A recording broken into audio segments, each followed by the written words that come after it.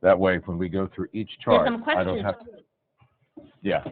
Okay, I should look at those questions first then. All right.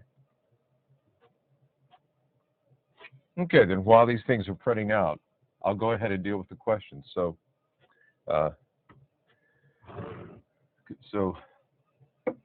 你们好，开始吧。All right. The first question here is from Helen, who says Venus is in Pisces and in the second house. Does it have a similar meaning with Jupiter in the second house? Or what is the difference between the two if they have any?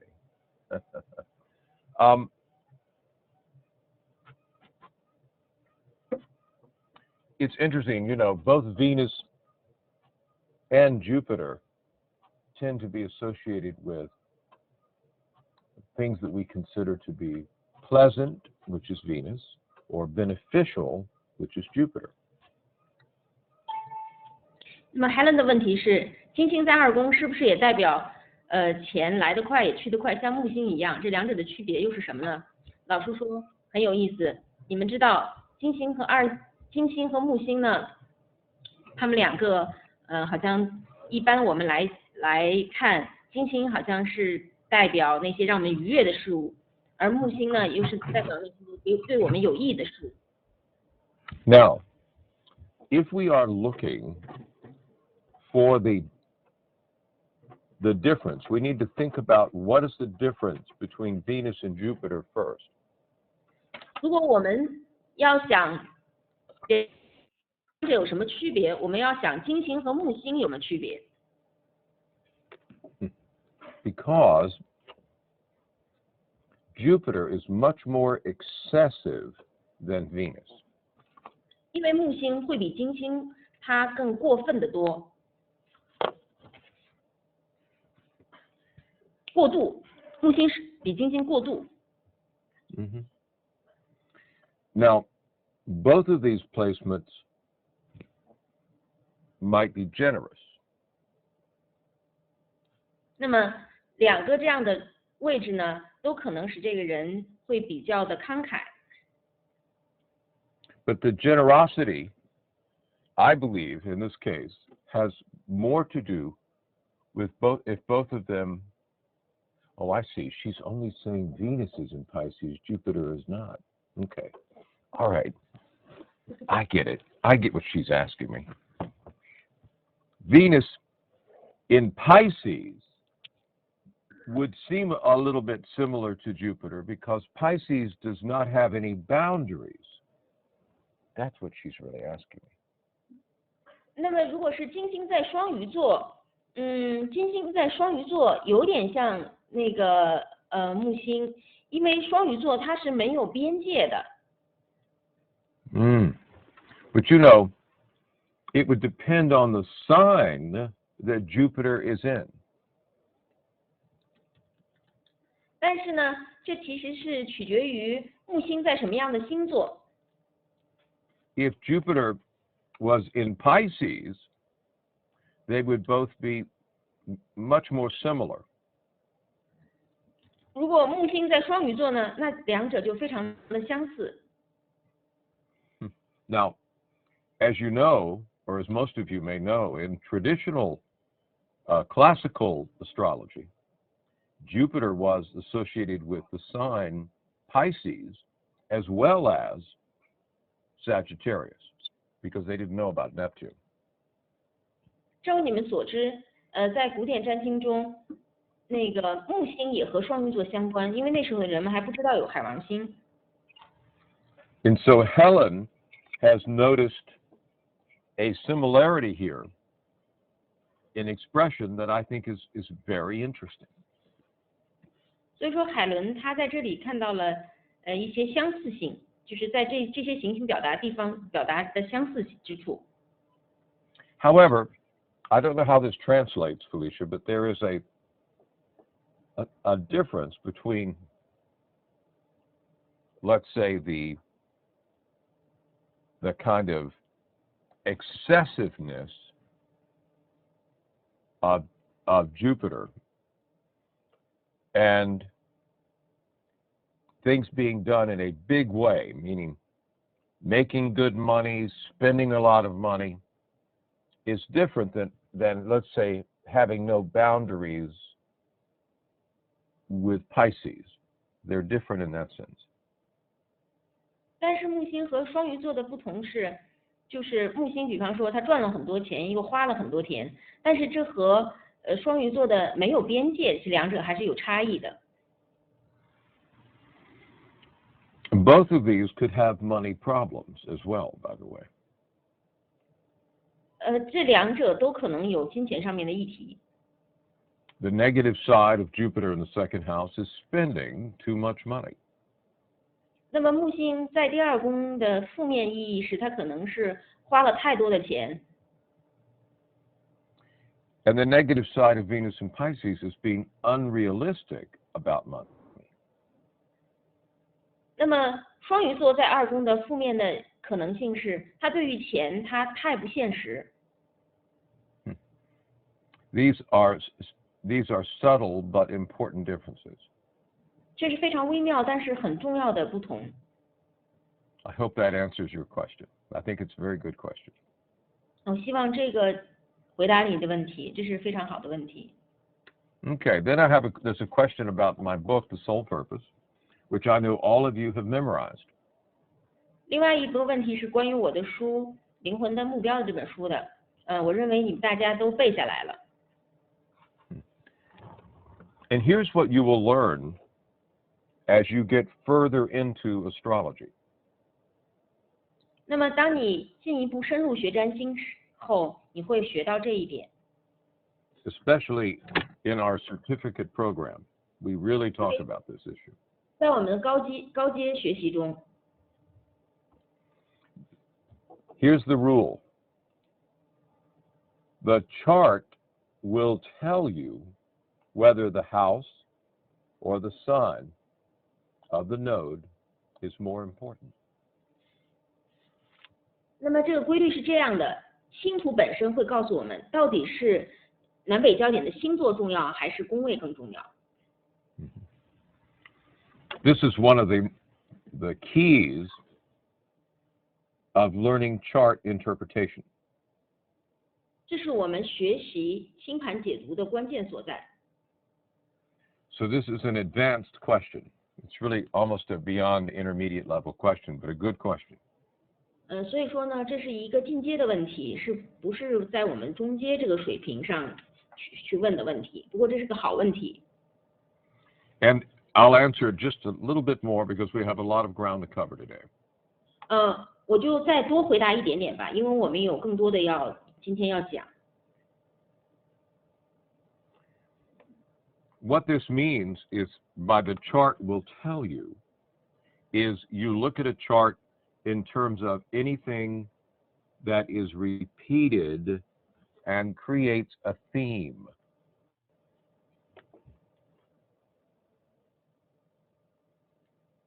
Repeated and what? Repeated. Repeated and creates a theme, or maybe a better word in Chinese would be the word for pattern. I know what. 我的意思是说，当你看这个星图的时候呢，你就需要看到有哪些主题被重复了，哪些主题重复了，然后他们就创造出来了一个主题。For example, if the North Node was in Aries and you had Mars on an angle, very prominent, and you had several planets in the first house, then that emphasizes the sign of the lunar node. 那么，比方说，如果是你看到北焦点是在白羊座，然后火星呢又合轴，还有好些行星都在一宫，那这样的话，白羊座的这个主题就被凸下来了，就凸显。But if, for example, you have the North Node in the 8th house, and you had the Sun in Scorpio, and some strong aspects with Pluto, then that might emphasize the house of the North Node or of the lunar node. See? 但是如果是这个北焦点白羊座在第8宫，但是呢，你有很强的天蝎座的行星，而且你的这个星图上冥王星是有很多的相位。那么这时候呢，这个第8宫就是北焦点的宫位就被凸显出来了。Okay. In the same way, you learn to recognize which of the 2 lunar nodes will be expressed more in the person's life. Will the person express their north node more or their south node more? The theme of the chart will tell you. 同样，你也可以看到底是这个人是南焦点被更多的表现出来，还是北焦点更多的表现出来。你也用同样的方式看看哪个主题被强调了。The next question was, the lunar nodes are opposite. Of course, they're always opposite. Does this mean that we swing between the 2 nodes to achieve a balanced development? That's the question, basically.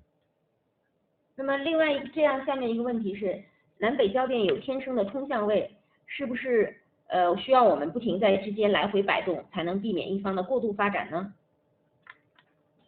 I would say it's more about an optimum function than it is about balance. Does that make sense to you? Optimum? 我想对于平衡这一点是你找到一个最佳的一个点。Because the lunar nodes are lunar, meaning they are associated with the moon, there is constant motion within a person, constant movement of that energy. 因为月亮焦点是和月亮联系在一起的，月亮是情绪，所以说这股能量的流动，它是不停的就是说不停的摆动的。So it's like shifting your weight in Tai Chi from one foot to the other foot, from one leg to the other leg. 这就像在太极中，你不断的把你的重心从一只脚放到另一只脚来回交换一样。Usually the strong leg is the south node. 通常更强壮的腿是我们的南焦点。Okay, all right. Then there's a question about the important ages of the lunar nodes that I list in the book. Phases, really more phases and ages, you know. 另外，下面的问题是，导论中给出了南北焦点的关键年龄，是不是到了那个年龄，自然会转换到北焦或者南焦的模式中去？ No matter what phase you're in with the lunar nodes, you're always going to experience some fluctuation every day, maybe by the hour, but certainly every day there's fluctuation. 不论你在南北焦点的哪一个阶段，你可能每天都会经历到你在两者之间的这样的摇摆。However, these phases of ages are important in terms of a life cycle. Everyone shares this life cycle. 但是这些年龄呢，它是我们每个人都共享的这种生命周期的一部分。Whatever your north node is about will be expressed more during your north node phase. Whatever your south node is about will be expressed a little more in your south node phase. 无论你的南焦点是什么，那么在它南焦点周期呢，你的南焦点就会被更突出的表达出来。如果是在北焦点周期，你的北焦点就会被更突出的表达出来。Good, thank you. All right, we have spent 15 minutes since we started at 8:02 on these questions, and one of the things that's going to be different today than some of our previous lessons is that I'm going to go through this material and try to reinforce your growing understanding of how to use some of the principles that were introduced in our last class. 那么我们下面呢就会用一些例子来讲一下上一节课我们所给大家介绍的关于这个一些原则，上节课讲到的定位星的一些原则。I want you to see as many examples as possible today, and so I'm not going to be stopping the flow of what I'm offering you today by answering questions, but I will, in our next EAC, answer more questions. But I want to expose you to as much as possible today and kind of give you an uninterrupted flow. 那么今天呢，我等一下呢，就可能是会连续的这样的把这个讲完，这样大家可以更流畅的来去感觉这个主题。中间的问题我们就不再回答了。你们的问题我们都可以留在下节课的课来回答。Okay. So let's review very quickly what we studied last week, because that's what today is going to be about, how to use what we studied last week. 那么我们今天很快的复习一下我们上节课学到的这些原则。Some of you have asked me, what do I mean when I say the houses always keep their essential meanings? 有些同学问我，当我说宫位始终遵循其核心含义，我的意思到底是什么？ What this means very clearly is that each house keeps its primary meaning regardless of the sign that is on that house. 这个意思很明显，不论是宫头是什么样的星座，每一个宫位都仍旧遵循这个宫位的核心含义。The first house is always about appearance, body, and outer personality. 第一宫始终与外表、身体和外在人格相关。The second house is always about money, attitudes about money, how money is spent, how money is earned, and shows what is worth it or of value to that person. 那么第二宫始终与金钱、对金钱的态度、如何花钱、如何赚钱相关，并显示出对某人来说什么是值得的，什么是有价值的。The third house is always about communication, elementary and high school, siblings, cousins, short-term transportation, neighborhood influences, the lower mind, the lower courts.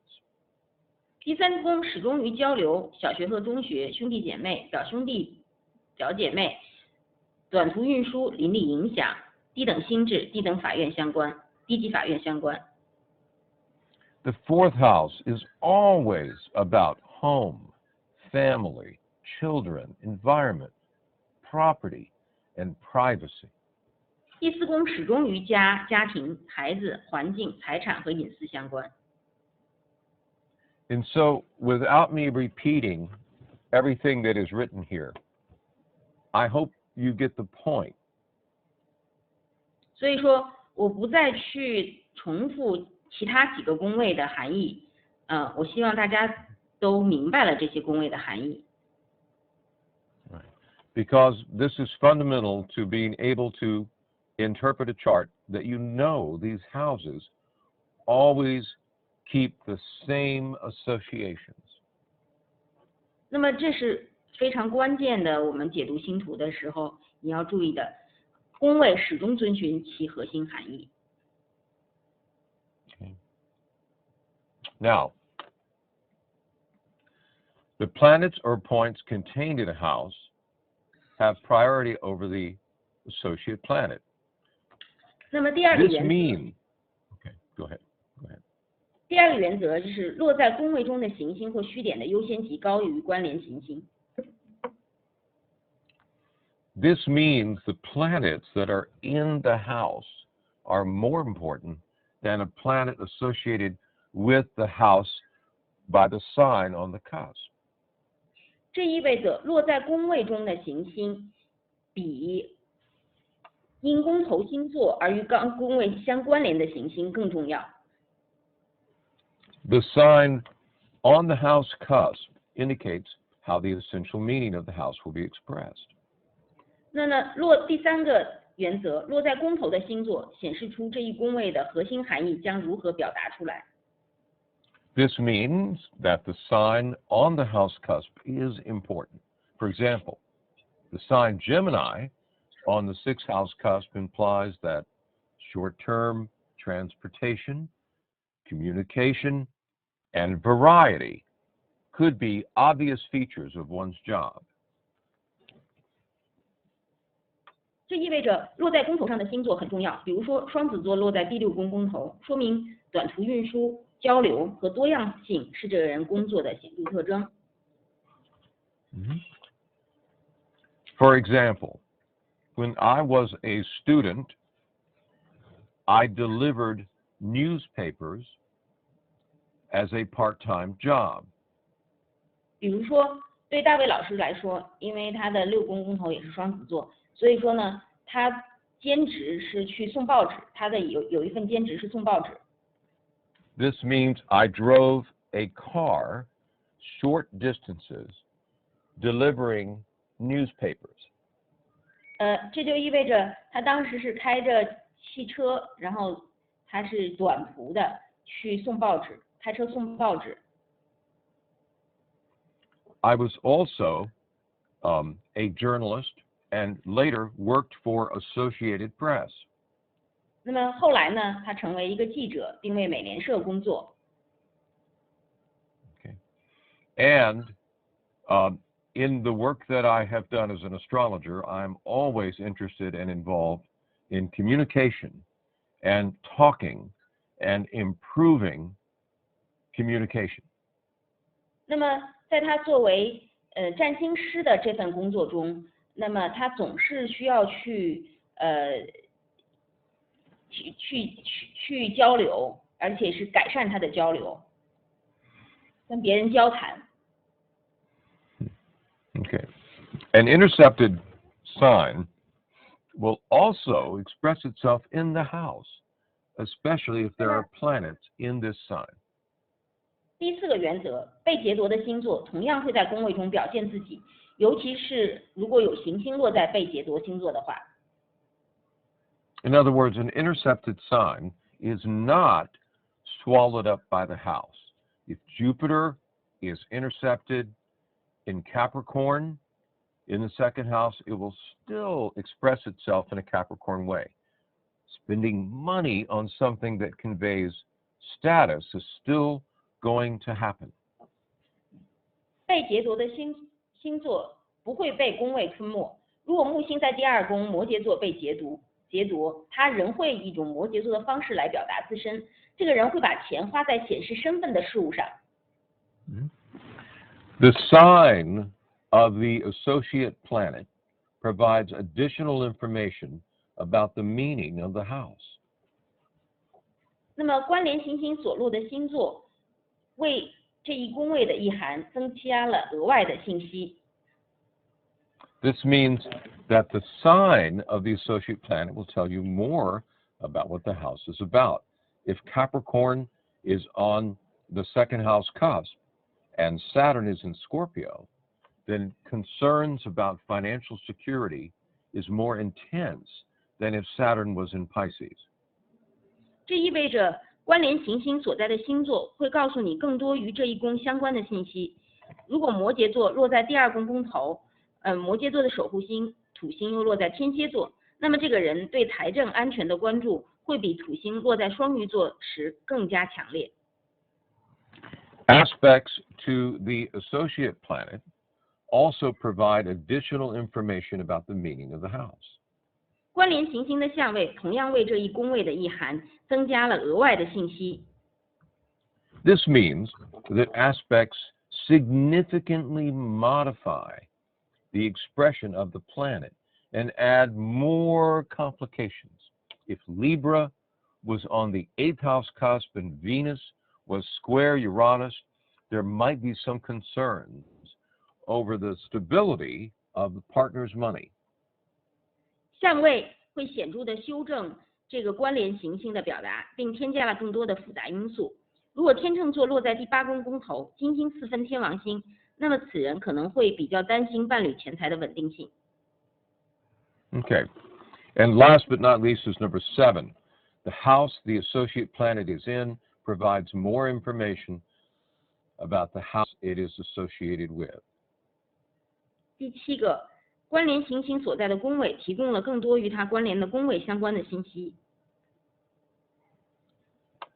This means that the house the associate planet falls in can tell us more about the house it is associated with. For example, if Sagittarius was on the 11th house cusp and Jupiter was in the 6th house, then most of this person's friends, their clubs, organizations they would belong to, would tend to be connected in some way with their job.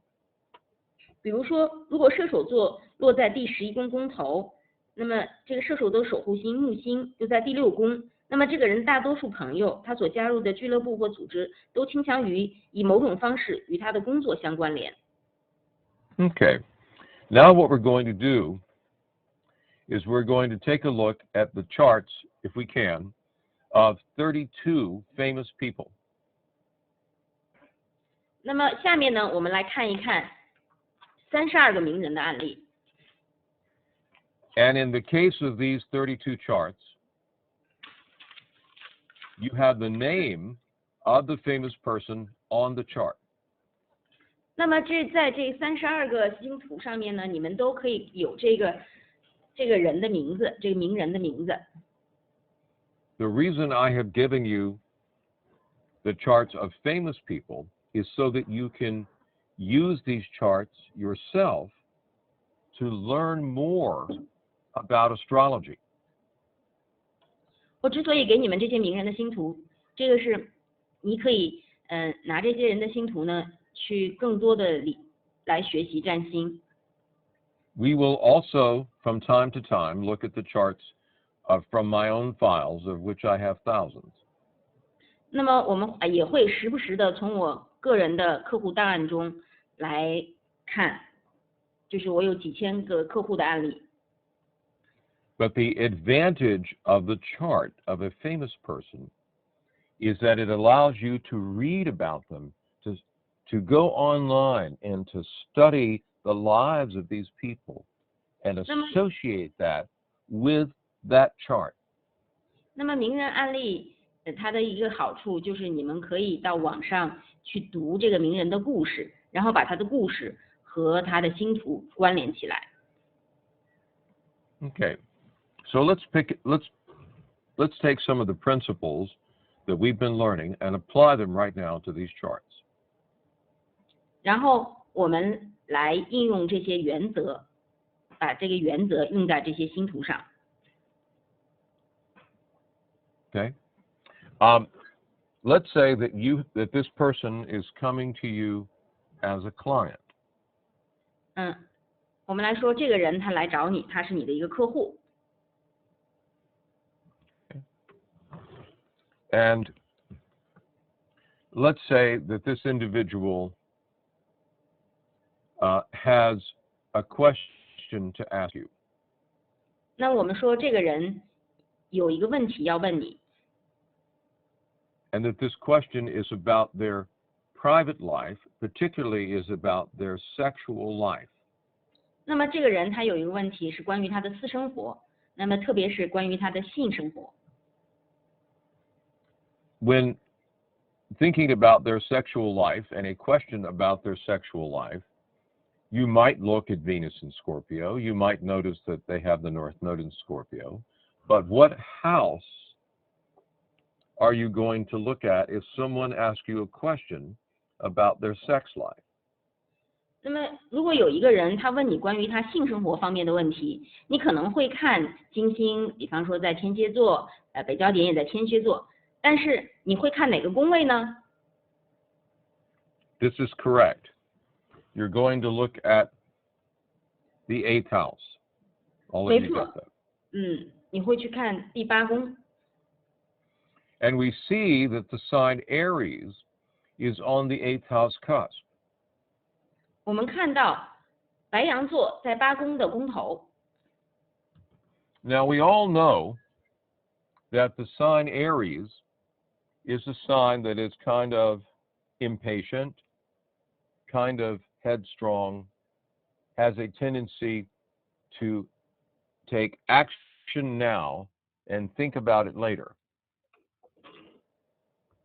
那么我们知道白羊座它有一个倾向，它是没有耐心，而且现在想要就要，而且比较执拗。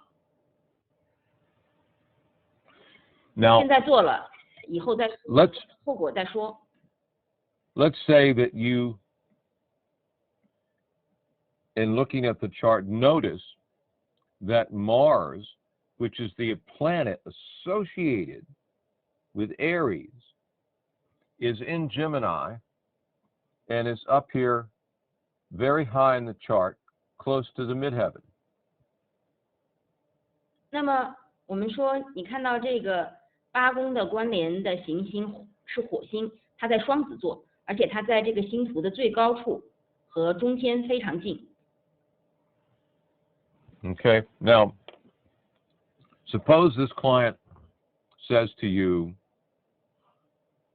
I'm concerned about information getting out in the public about my sex life. 假如这个客户来跟你这样讲，他说我很担心我的性生活会在公众这个面前曝光。Do you think there is a potential for information about my sex life to become something that is talked about or known about or revealed in public? 你们觉得，按照这个星图的格局来说，他的性生活被在公众面前谈论，在公众面前披露，这个可能性大吗？ What would your answer be? Of course, should. Yes, this potential does exist. 确实，这种可能性是存在的。We know that Gemini is a sign of communications associated with the media, and especially we know Gemini is associated with gossip. 我们知道双子座是和沟通交流相关，它和媒体相关，特别是和流言蜚语相关。And so here we clearly see an example of a house, how it is expressed, the associate planet of this house, and how it expresses itself clearly in this individual's life. 那么在这里，我们非常清晰地看到了一个宫位，那么宫位相关联的这个行星，这个怎么样和这个宫位相关的这个事情是联系在一起的。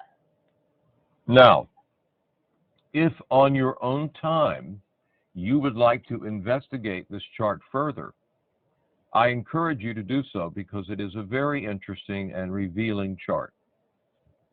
那么，如果在你私下，你去读一下这个关于他的故事，还有研究一下他的星图，你会发现很多有趣的事情。You might notice that there are some revealing aspects in here. For example, you might notice that Mars is opposite the moon, and you might think, what does that mean? 你可能看到，这个火星对向了月亮，你可能想这是什么意思？ What was the question you might ask yourself is, what was the relationship between his father and his mother? 那你可能会问自己的一个问题是，他父母之间的关系如何？ Okay. In what way did this influence his behavior? 那么这样，就他父母的关系如何影响了他的行为？ An interesting little side note, since we know the moon is mother, and we have the moon in Sagittarius on the angle, Tiger's mother was from another culture. 另外非常有趣的是，我们知道月亮是和母亲相关，那么呢，这个月亮是在合了天底，合了下中天，而且在射手座。那么泰戈的母亲，她 She was 是 from Thailand, I believe. 她的母亲是一个异族人，她是泰国人。Okay. All right. 另外， So let's look at another chart. 所以我们再看看另一个星图。 Okay. Here we also have a chart with Gemini on the midheaven, Aries on the 8th. But what is the 那 difference? 么我们也 Okay. 我们也看到了另外一个呢，就是说双子在中天，那么这有什么不同呢？ Okay. Here we have someone to where there's been a lot of speculation about this individual's sex life. 那么这个星图的是呢，对于这个人的私生活有很多的猜测。 But Mars is in the 3rd house, which is communication, but not in the 10th house. 但是火星是在第3宫，是在交流沟通的宫位，但是不是在第10宫。 And this individual has a very positive and large media influence. 那么这个人呢，你看他木星在双子座10宫，他对于媒体的影响是非常的有积极性的，而且 Now you might look positive and what a very large or big media influence, yes. 他对媒体有非常大的积极的影响。 Big media would be Jupiter and Gemini in the 10th, couldn't it be? 这是大的媒体影响，木星10宫双子座。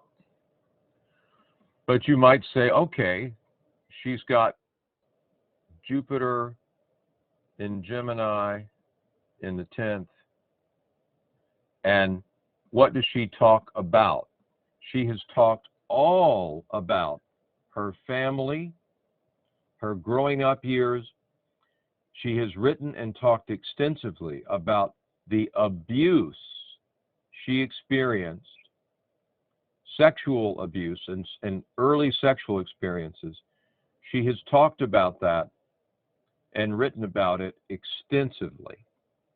那你可能想，他在公众面前讲什么的呢？实际上，他是讲了他的早年的童年的生活，特别是他被家里那个虐待的这样一个生活。他又讲又写，谈了很多关于这方面的。And I want you to think about something here. 但是我想你们想一想， She has been able to, by talking very candidly about her life, she has been able to control the information. 那么因为他非常真诚的谈论他的个人生活，所以说呢，他就实际上控制了这个信息的流动，他控制了这个信息。 Here we have Aries in the 8th, if we're just looking at that theme briefly, and Mars and Scorpio in the 3rd. 那么我们再来看他的8宫的宫头也是白羊座，而火星呢是在第3宫天蝎座。 And she did, and we can see Mars is square Pluto. She did experience sexual abuse as a young girl. She had some very difficult experiences, which she has talked about extensively. 那么他确实有这个火冥的四分相，那么他在童年的时候就受到过性虐待，他也谈到了，他也在很多场合谈到这个事情。 And so let's break the principles down here. We have Mars in Scorpio, which is a sexual related sign, as is the 8th house. 那么我们把它分解一下，看看这个人的性生活，他的第8宫的宫头是白羊座。We have Mars in the 3rd house, which is a communication house. 那么这个关联星星火星落在了第3宫，这是一个交流的宫位。We have Mars in a stressful aspect, being square to Pluto and to Mercury. 那么火星呢有一个非常压力非常大的一个相位，它和冥王星和水星都成4分相。Now, we can see that the 3rd house is associated with Pluto because it's Scorpio.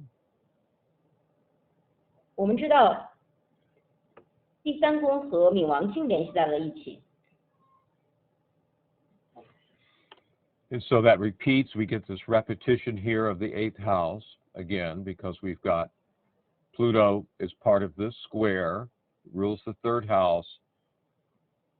You can see a theme here in terms of this stress being ultimately talked about.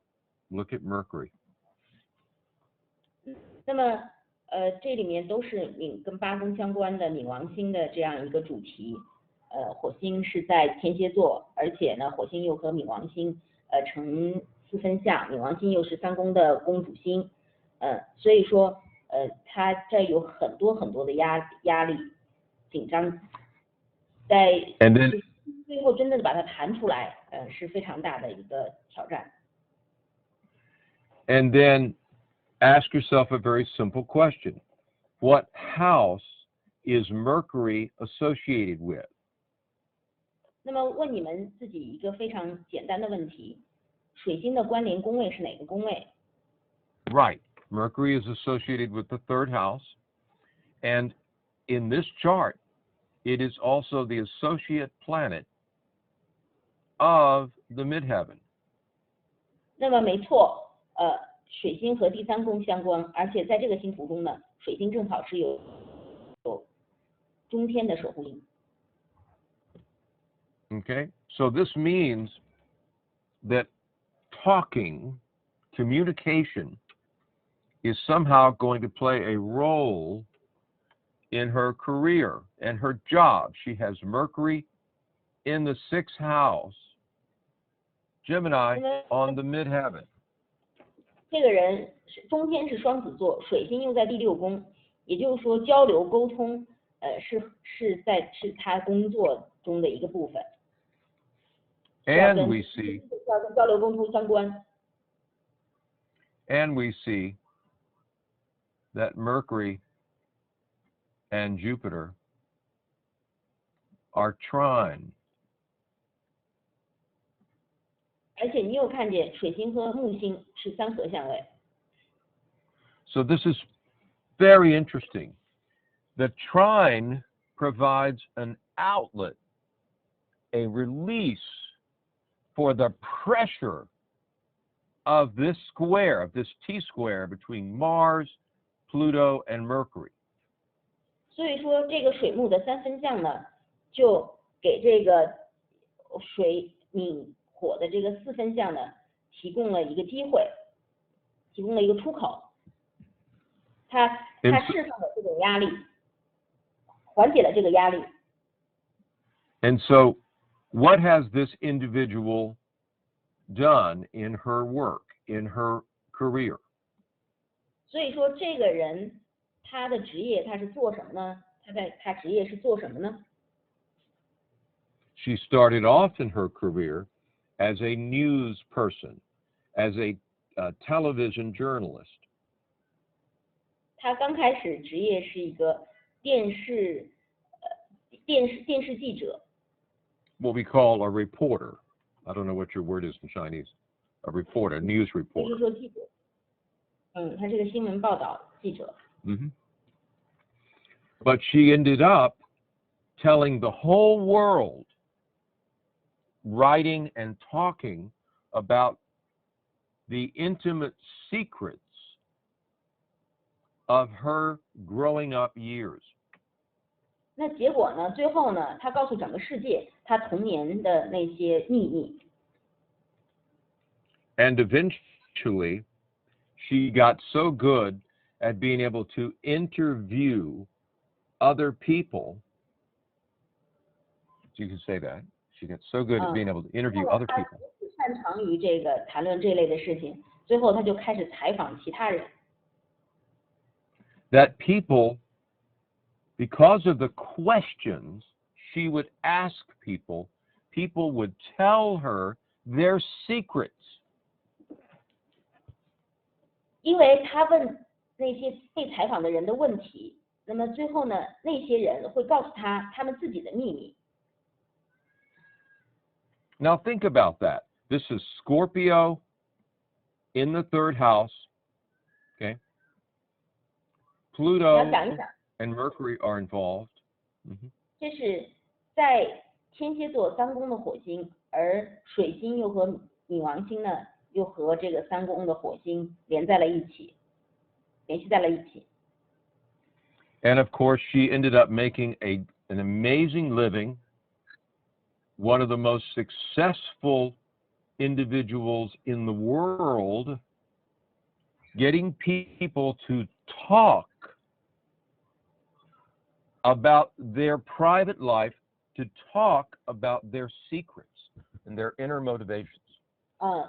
通过让人们去谈论他们的秘密，谈论他们的私生活，这个人他成了世界上最成功的人之一。And 最成功的人。she has done more to get people to talk about themselves and to learn about themselves and reveal themselves than any public figure alive today. 他让那些人就是谈出他们的私生活，谈出他的秘密，他是比世界上任何就是公众人物，在这方面做的都更多。他 When we say that, when we talk about someone and we say their message is fill in the blank, their message, what are we talking about when we say someone's message? 那么当我们说一个人的时候，我们说，哎，这个人的信息是等等等等等等等。那么我们在讨论的这个人信息是什么呢？ We're talking about Mercury. We're talking about the third house. We're talking about Gemini. 那么 That's 我们 message. 说，这个人的信息是，那这个信息呢，指的就是水星、三宫、双子座。Her message has been one of liberation, Aquarius. 那么他的这个信息就是跟自由相关的信息，水瓶座，就是水 And 星水瓶座。she has been original and innovative. 而且他是特别有创造力的。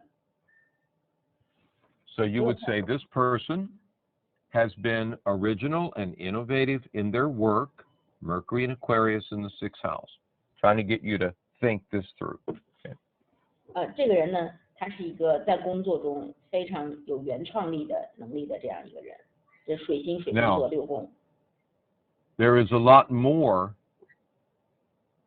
to this chart. 那么这个星图还有更多的部分。And we could probably spend 2 hours just on this chart, but I want you to see other examples and have fun with this chart. 我们仅是看这个星图也能看2个小时，不过我们还是我还想让你们再看看其他的例子。All of you obviously have read that this is the chart of Oprah Winfrey, one of the wealthiest women in 大概 the 你们所有 world. 人都认识这个星图。But who is 奥普拉的星图。But who has done amazing things. 他 Now 在 let's 世 look 界 at 上 this 都很 chart. 有名，而且他也做了很多令人惊讶的事情，Okay. let's take a look at this chart from the standpoint of personality. 那么我们从人格层面、外在人格层面看一看这张图吧。Suppose you were to meet this individual, not just in a normal social gathering, you were to meet this individual as if this person was an ordinary person. 那么假设这个人呢是一个普通人，你要去见这个人。And in the conversation, she mentioned that she was a Libra because of her birthday being on October 13th. 那么在谈话中，他说他是一个天秤座的人。And as you observed her in the course of the evening and talked with her and saw her talking with other people, you thought, you know, she doesn't seem exactly like a Libra to me. 那么如果是在今天晚上，当你跟他聊天的时候，或者你观察他跟别人来聊天的时候，哎，你说，哎，他在我看来，他真的不像一个天秤座的人啊。And so you went home and you calculated her chart. I used to do this with people when I was a student, by the way. 所以说你就回家了，然后把他的星图给计算了出来。当时我学占星的时候，我就是这么干的。I was always curious about people. I always would get their birth data, especially if they were confusing to me, and go home and calculate it. 我总是对人感兴趣，我总是问他们要他们的出生时间，特别是那些看上去让我很迷惑的人，我就去回家就把他们出生时间输入，然后把它就画出来，把他们的星图画出来。Because what I would have experienced or felt around this person is, number one, a certain intensity in their personality, very intense. 因为我感觉到的这个人呢，首先是一种非常有激烈的这样的性格，有一种激烈性。And also a formalness, a kind of business-like stiffness. 而且呢，有一种特别正式的感觉，有一种商业上谈正事的一种很僵化的这种感觉。Someone that seemed very controlling in terms of how they were behaving. 那么这个人呢，看上去在自己的行为举止上面呢，他特别的去控制自己的行为举止。If that phone doesn't stop ringing soon, I'm going to pick it up. I apologize for that ring. Let me get rid of it right now. Unless it's about to stop. David Bailey, I'm in the middle of teaching class right now.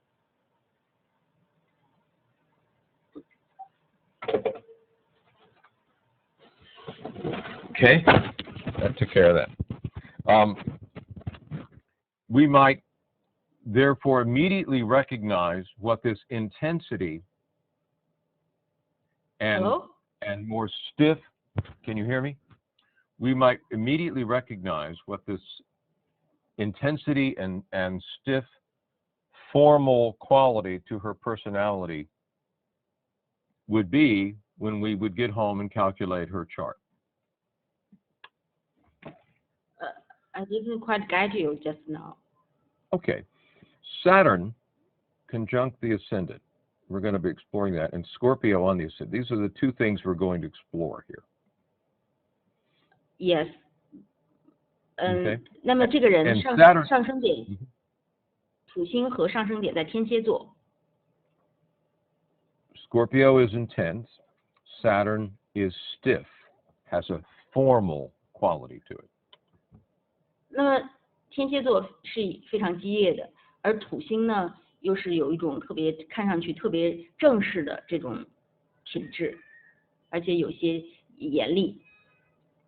We would have noticed something else about her too. 我们还会注意到其他一些她的特质。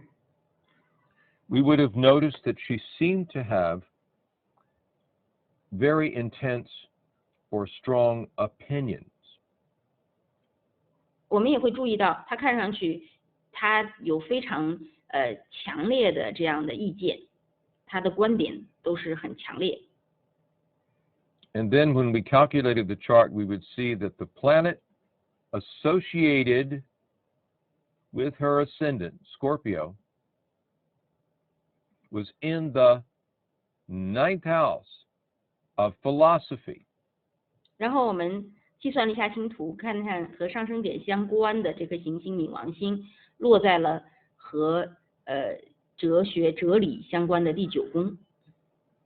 That it was exactly opposite Jupiter.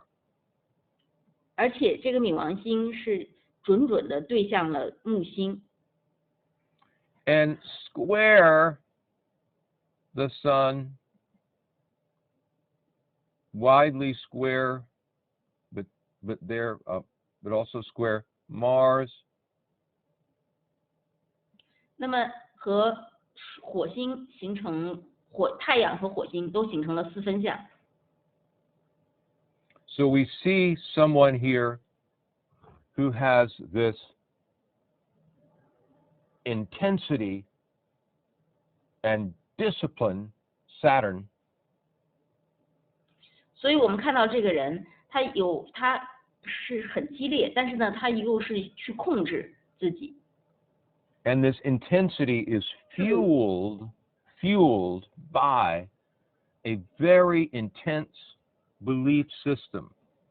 而这个强烈性呢，也是由一个非常非常强烈的信念系统所不断被他加以不断的支持。She had, as we know,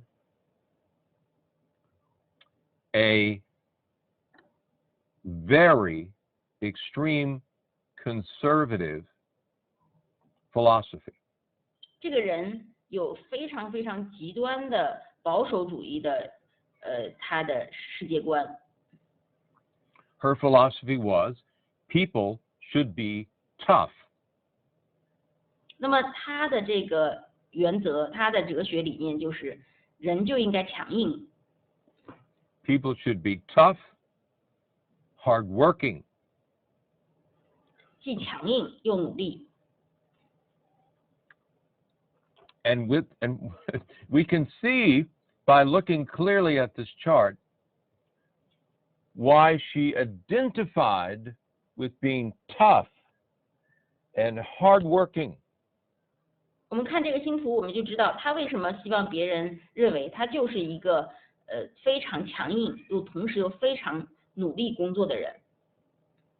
Mm-hmm. And we can see therefore we earned the nickname of Iron Lady. 那么这就是铁娘子的外号。怎么样在这个星图上表达出来的？ I don't know if that translates, but that was her nickname. Yes, we have this. We say he's Okay. such a person. Unbelievable. Now, she was able to do behind-the-scenes negotiations. Libra in the 12th. 而且呢，他也可以去做一些幕后的谈判。这个在12宫 Right. 水星在12宫， She was 天秤座。Quite the behind-the-scenes negotiator. 他是一个特别了不起的幕后谈判者。But she was ruthless, tough, and very opinionated. 但是他特别的无情、强硬，而且非常的固执己见。And as we all know, we see this elevated moon in Leo. She was, and it's of course conjunct Neptune, she was dramatic in her expressions. She had ability to dramatize things in terms of the public. 另外，我们看到月亮在狮子座合向中天，而且也合向了海王星，所以说他在公众面前有一种可以戏剧化的表达自己的这样的能力。Okay. Now, a couple of things, and then we'll move on to another chart. 还有 She grew up. 我们就看下一个。She grew up as the daughter of a man who ran a grocery store.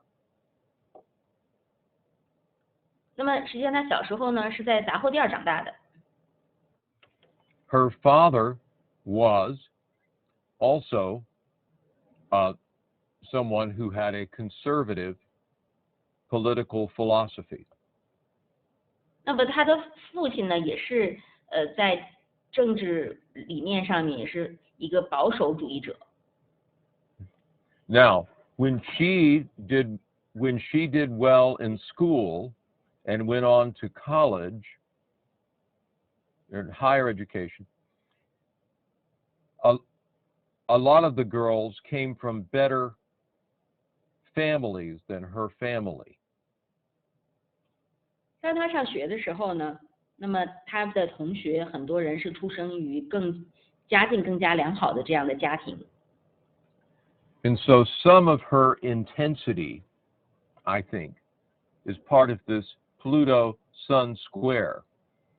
You know, I will do this for my father. My father was a hardworking man who survived, and I will do this also for him, for me and for him. 那么我们看到他这个太阳四分冥王星，所以说他的一部分作为是，他说我是为我爸爸做的，我既是为他做，也是为我做，因为我爸爸是一个特别辛勤工作的人，勤奋工作的人，且保守且勤奋工作的人。Anyway, read about her life, study her life, look at her chart, you will learn a lot. 你们要去研究他的生命，然后研究这个星图，你们就会学到很多。Okay.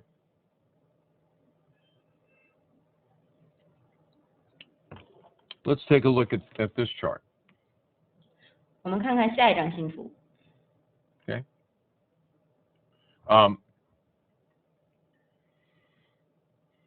We could almost pick any house here.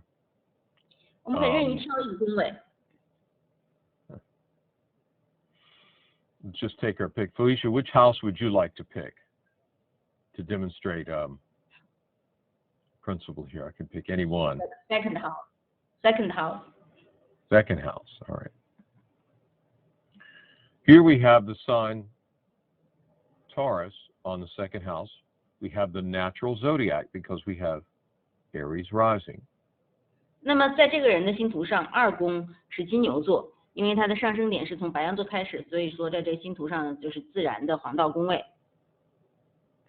按照自然的排序的。And we have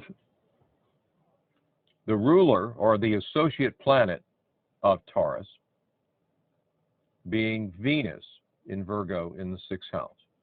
那么二宫的相关的连的行星呢是金星落在了处女座第六宫。Now this is interesting. 那么这很有趣。It's easy. First off, it's easy to understand what does Taurus on the second house mean. Well, it's the sign associated with second house, so it's all about everything we know that is true about Taurus in the second house. 那么一开始就是说，金牛座在二宫宫头是什么意思呢？那么我们这个就是我们所知道的所有关于二宫的意思。There's no mystery about that, right? 就是对于这个的解读，金牛座二宫什么意思？这个解读应该没有什么神秘的。We see Venus in Virgo in the sixth house. What do you think? 当我们看到金星在处女座第六宫，你们会想到什么呢？ You think this fellow could earn money through some job where he is an expert. 你们知道这个人呢，他可以赚到钱，就从这个工作，从某个工作，在这个工作里面，他是个专家，通过这样的方式赚到钱。Developing expertise is something that Virgo is associated with. 就是发展他的专业技能是跟处女座相关的。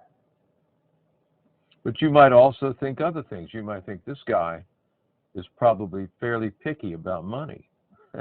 那么你也可能还会想到其他的事情，比如说这个人对钱很挑剔。You would probably think this guy keeps a very good record of his financial expenses. 那么你会想，这个人他对他所有的财政支出，他都留有很好的记录。And you would be right. 那么你说的也不错。So this is an individual who has very particular taste in what he buys. He is very selective in what he will spend money on. 他对于他要买的东西呢，他特别的挑剔。他对于他要花钱买什么东西呢，他是很有选择性的。And here is an example of what we're talking about when a sign is intercepted. 那么这也是一个例子。我们说，如果一个星座被劫夺了，会怎样？ Someone might say, oh, all of these planets, Venus, Mars, and Pluto, are swallowed up because they're intercepted. They're not expressed. 金星、火星、冥王星都被劫夺了，都被吞噬了，所以说他们无法表达自己。 This is not true. 实际上并非 They 如 are 此， expressed. Right. 他们都被表达了出来。What do we know is true about Virgo? 我们知道处女座是有什么样的品质呢？ Virgo believes that practice makes perfect. 处女座相信熟能生巧。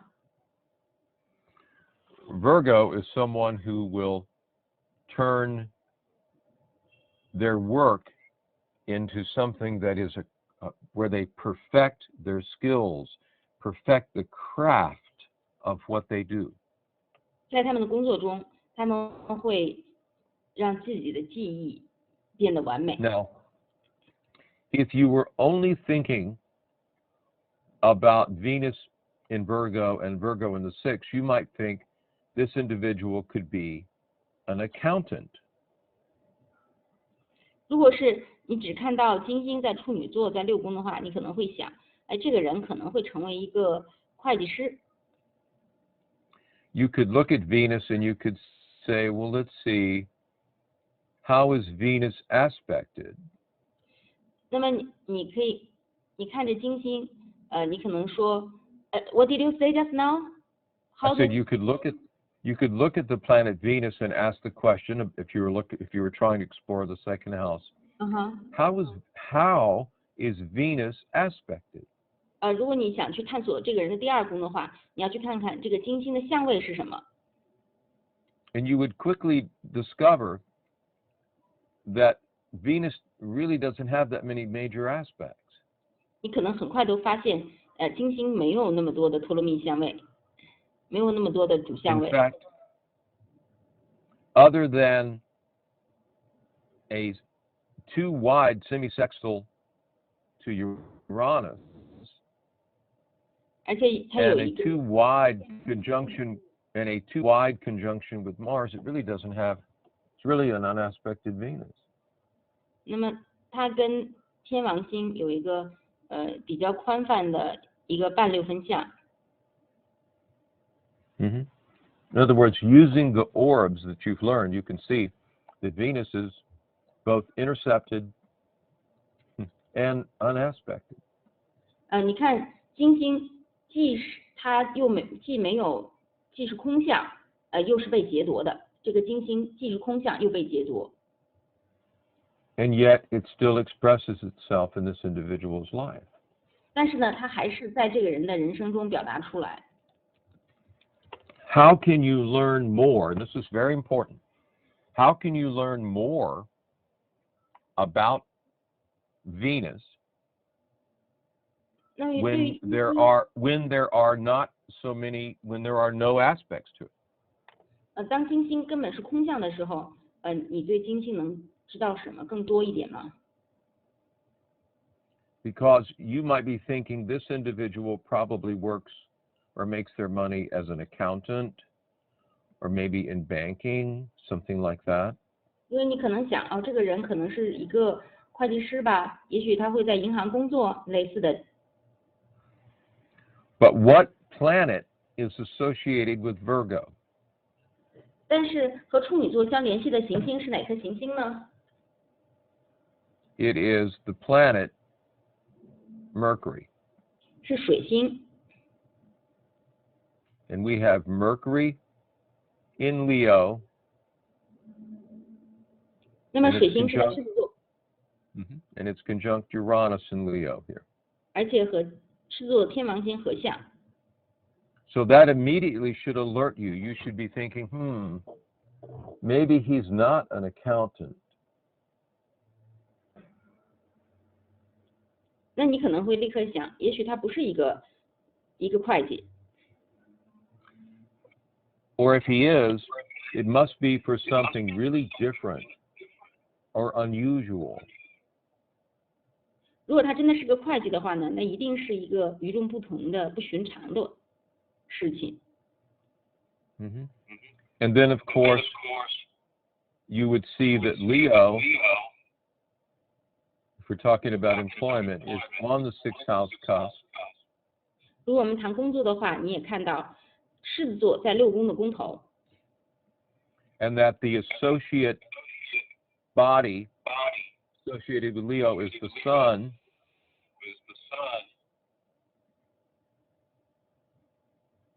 那么跟狮子座联系的是太阳这颗星， which is in Leo. 太阳也在狮子座， in the 5th house. 在第5宫。 And so here we can see the connection between this Virgo and this Leo in the 5th and 6th house, can't we? 那么这样的话，你就可以看到，金星、水星、天王星这个6宫之间的联系了。 Okay. This person, of course, has a reputation of being an expert, a craftsperson, as an actor. 那么这个人呢，他是以就是说他的演绎的精湛所知名的。 He is a highly respected,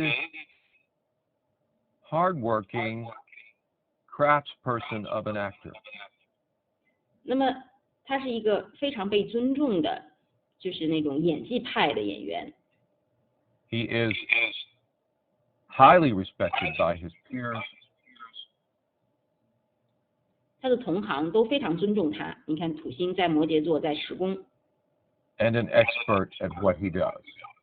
而且他对自己所做的事情呢是专家，行家。 And he is a film actor. 而且他是一个电影演员。你看到这个 Because 太阳和海王星的4分相。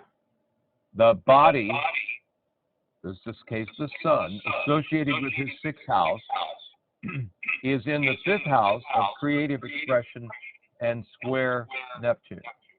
因为和狮子座6宫公主星相关，6宫的宫头是狮子座，它的关联行星太阳4分了海王星。 And so the need to express himself creatively in play is what is perfect for this actor. He needs 所以 to 说呢 act.，就是说，在这个游戏中表现自己，对于这样一个演员来说是the play 在戏剧中表现自己， Right. 对于这个人来说是非常适合的。This is the actor Kevin Spacey that many of you are familiar with in his role in House of Cards. 那么这就是凯文·斯派西的星途，你们可能都很熟悉他在纸牌屋里的表演。Yes, he plays the notorious senator who becomes vice president, who becomes president. 那么他扮演了那个出名昭著的参议员，从副总统上升，从副总统又升为了总统。Yes. All right. I'm sure a lot of you have seen that show. I know it's very 我 popular. 认为你们很多人可能都看过这个电视连续剧，我听说是非常的流行，很受欢迎。Is this an actor that could play a president or a 那 politician? 么这是不是一个可以扮演总统或者是政治家的一个演员呢？ And the answer is yes, of course. 当然，我们的答案是是的。Okay, let's move on.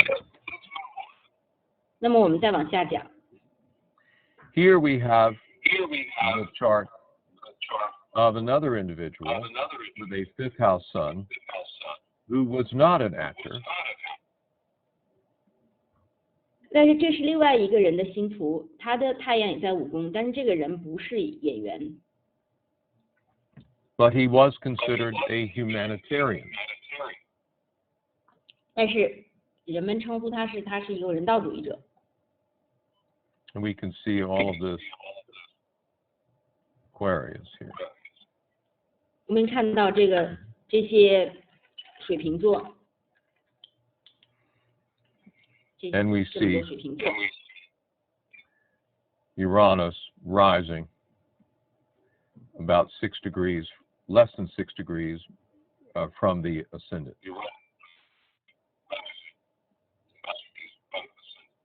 而且我们看到天王星呢，它是几乎是合了上升点， Which means there's going to be something unusual or different about this individual. 所以说这意味着这个人身上有一些与众不同的地方。 Okay. Let's I want to look at his third house. We haven't talked 我来看 about 一下他 third 第 house. 三宫，我们还没有看第三宫。 Now, I know as a good student of astrology, if you were looking at his chart, you would want to focus on the 5th and the 8th and look at where all these planets fall. That's what you should be doing. But let's explore this. 那么呢，我们知道你如果是一个学占星的好学生的话呢，你会去看这些，比方说这些水瓶座第5宫或者是第8宫等等。不过我们今天来看一下第4宫，让我们探索一下。 Okay? We have Scorpio on the third house cusp. Let's talk about that first. 那么3宫的宫头是天蝎座，我们先来讲讲这个。 And we see Pluto in the 9th. 那我们又看见女王星是在第9宫， This means this individual might have some passion, Scorpio, about his philosophy or his beliefs. 那么我们说这个人对于自己的信仰，对于自己的信念，可能是非常的有激情。3宫是天蝎座。 And then we might notice, if we were looking carefully enough, that Pluto is square Mercury. 那如果我们再近距离的看一下，我们看见女王星4分水星， And we might think, wow, that's pretty damn intense, isn't it? 那么我们看了一下这个水星和冥王星的4分相，那这毫无疑问是一个非常非常激烈的相位。 This guy is probably a pretty intense thinker. 那么这个人呢，可能是一个非常激烈的思想家， He probably thinks things through very deeply. 他可能非常深入的思考一个问题。He probably does his research and his homework. 他可能会做作业，做自己的调查研究。Whatever opinions or beliefs shape the mind of this individual must be fairly intense.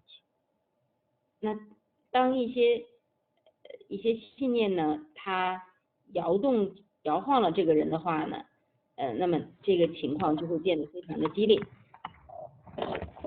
Now we know that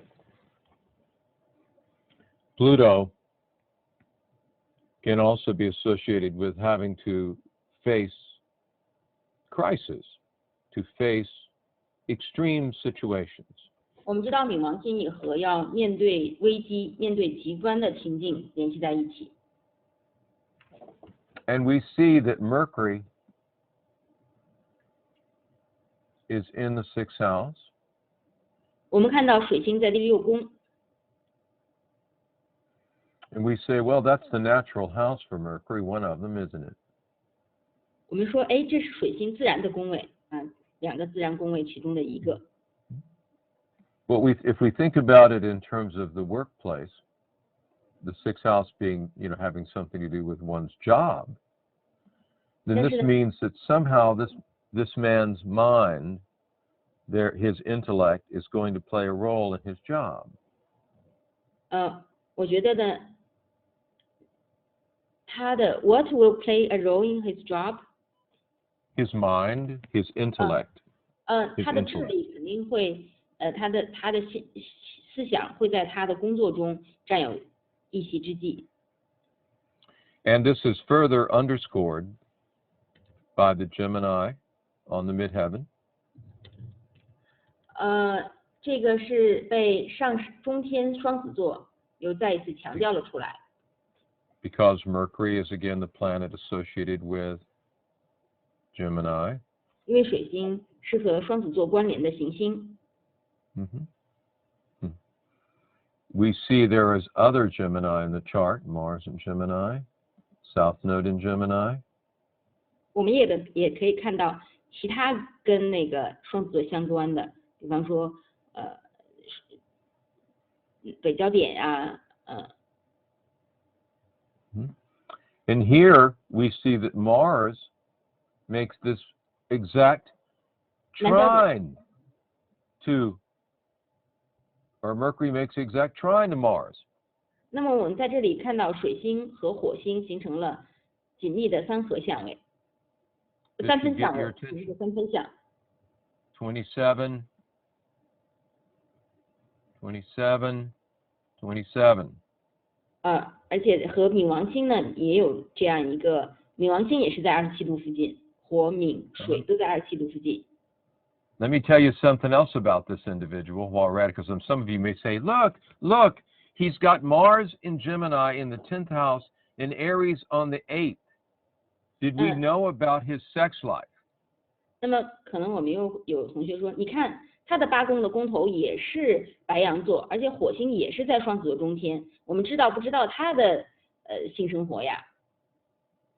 Now, at the time that this individual was living, the press did not report on people's private lives. They left that out.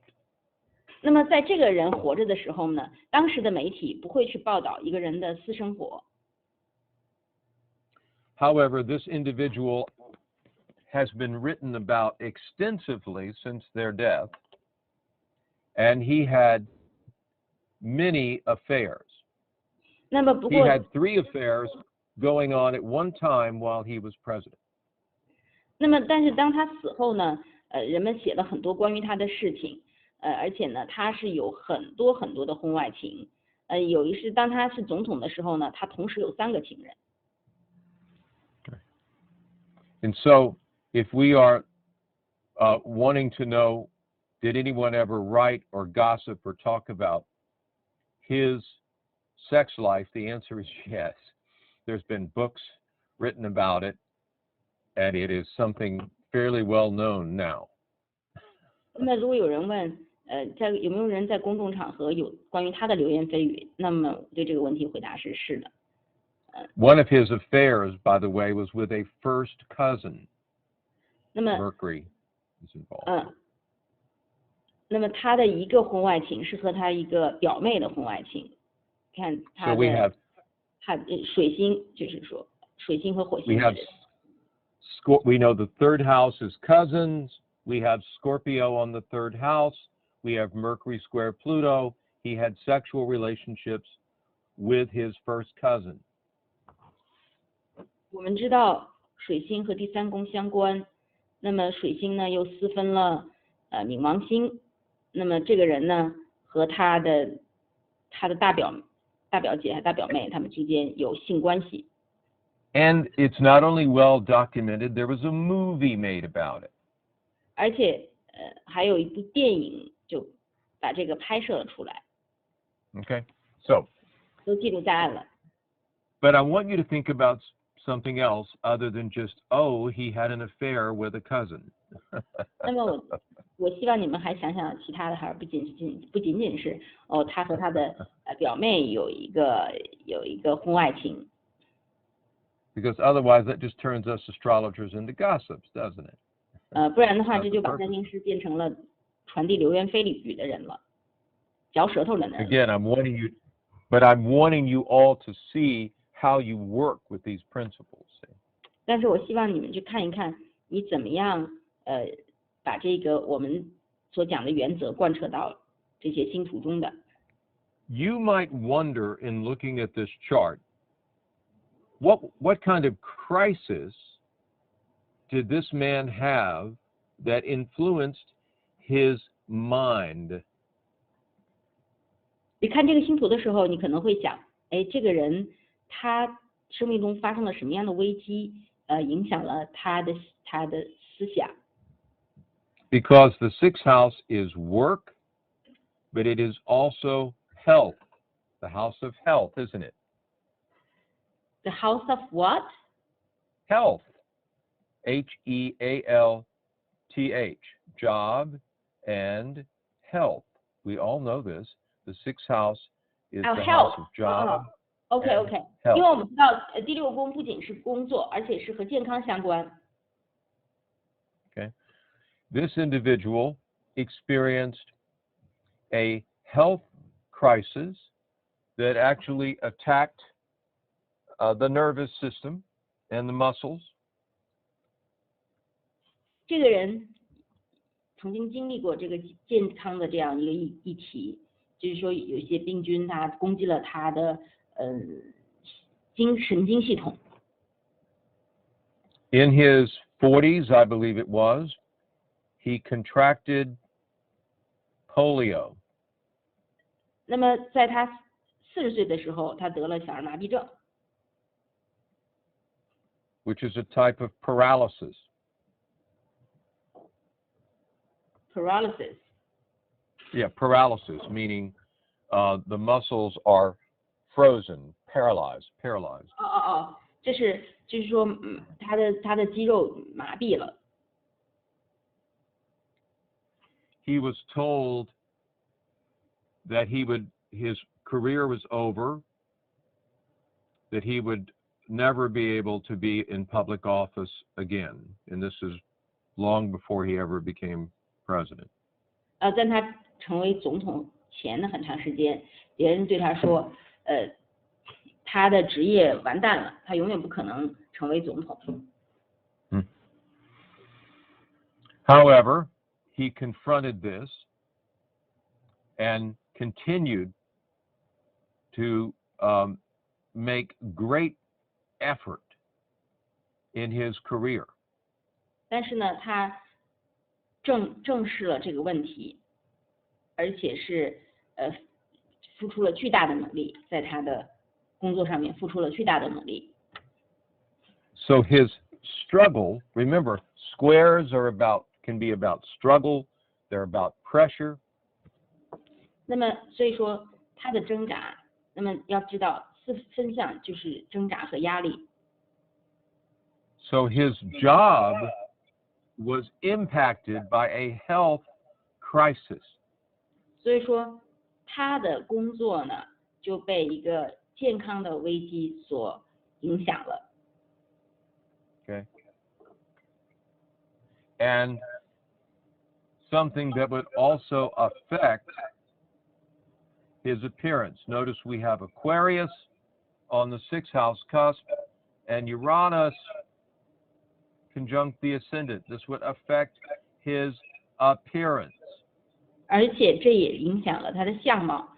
我们看就是说六宫的宫主星是到了天王星，然后合向上升点，所以说这个疾病呢影响了他的外表。He could only walk with braces or crutches. 他只能是扶着拐杖或者是 braces。 Braces. A brace is something, a metal, something made of metal, a brace that is worn on your body, like on your legs. It's very heavy contraction. 所以说他只能穿着那个紧身衣，他只能穿着这些。就他日常行动的时候。So most of the time he would be photographed only sitting down or after he stood up with something in front of him. 那所以说他的照片呢基本上总是坐着的。如果他站起来的时候呢，他前面总是有一样东西。But I want you to think about something here. This is very important. 但是我希望你们看一下某一点啊，这非常重要。His struggle with his health did not stop him from succeeding. 他在健康方面的挣扎，并没有阻挡他成功的脚步。It made him more able to confront crisis. 这让他更有能力去正视危机。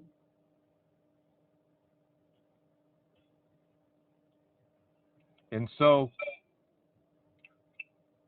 when he became president, at the time, near the beginning of after the Great Depression had started, and the Great Depression had actually been going on for 2 years when he became president. 那么当他成为总统的时候呢，大萧条已经开始了。And already in the previous administration, 1 out of every 4 working Americans was out of work. 因为在他上届政府，就是说每4个美国人中就有1个人失业。You had 25% unemployment. 也就是说，我们的这个美国当时失业率达到了25%。Okay. What was the message of this individual? 那么这个人他给我们带来了什么样的信息呢？ What is the famous quote associated with Franklin Roosevelt? 那么富兰克林·罗斯福他最著名的那个名言是什么？